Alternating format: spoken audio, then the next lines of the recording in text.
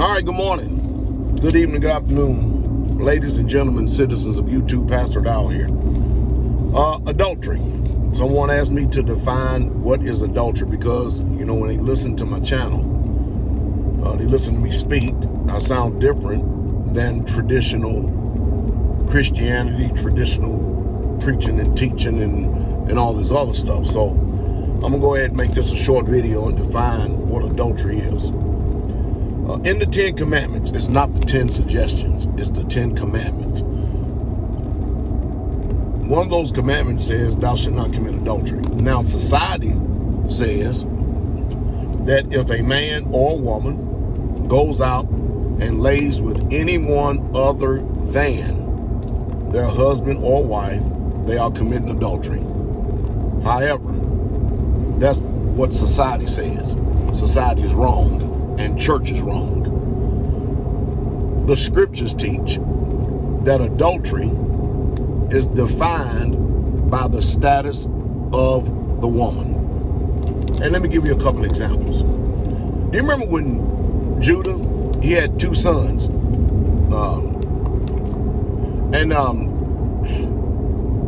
He had a daughter-in-law by the name of Tamar. The eldest son that actually married Tamar, he died, leaving no seed. So he ended up giving Onan and his other son. Well, the young one, he didn't do it. But anyway, and the other son ended up dying. And when he wouldn't give her the youngest son, Tamar dressed up like a harlot. Judah went into the town. He gave the harlot, or he made a pledge to the harlot that he would pay her with a lamb, left his staff there for collateral, come back later on, find out that she wasn't there, that harlot ended up being Tamar. And next thing you know, Tamar is walking around the tribe with a bump. She's pregnant. And she ain't telling nobody who she's pregnant by. And Judah was, you know, being the leader of her tribe, he was getting ready to have her burnt. Yeah, burned for playing the harlot. That's what they call her, playing the harlot in her father's house. That's what he's getting ready to do. She turned around and returned the pledges that he gave her when he was on his rendezvous, thereby letting him know that I was the woman that you laid with and got me pregnant. What did she do that for? Why? Because she was charged, according to the Lafayette law, that wasn't even written then, but you can tell that the people knew the law then. And most of you, if I say Lafayette, I'm not even going to go into it right now because you wouldn't even comprehend and understand it. I'll do it in another video, okay? But your churches ain't going to talk about this, I promise you that. But if you notice, the scriptures nowhere mention anything about Judah committing any adultery. None whatsoever at all. All right? And neither did it charge Tamar with adultery. As a matter of fact, Judah actually said that she actually has been more righteous than what he has been. Go read it over in Genesis. Start in the 20th chapter so you can get a good understanding and read it. So adultery is based on the status of the woman. In other words, if she is married and an unmarried man has sex with her,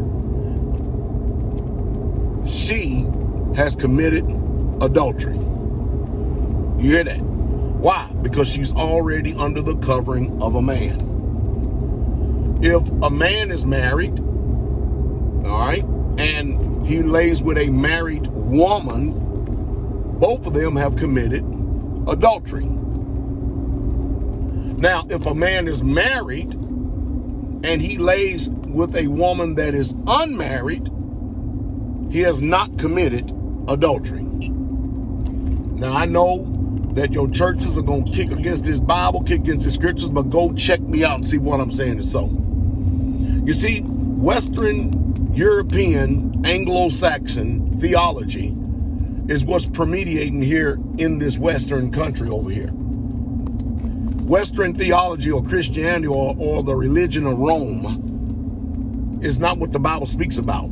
The Bible is an is a Hebrew book, and it's not those people over there in the land so-called Israel and those transplants that are over there in that land by the Balfour Agreement, when Great Britain and America got together and decided to take a bunch of Ashkenazis and stick them in that land and call them Jews.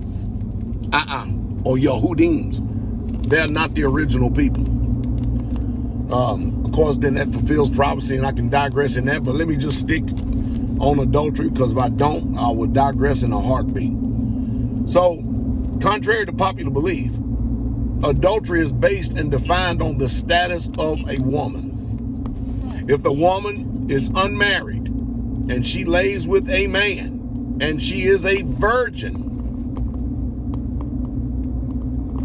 you hear that?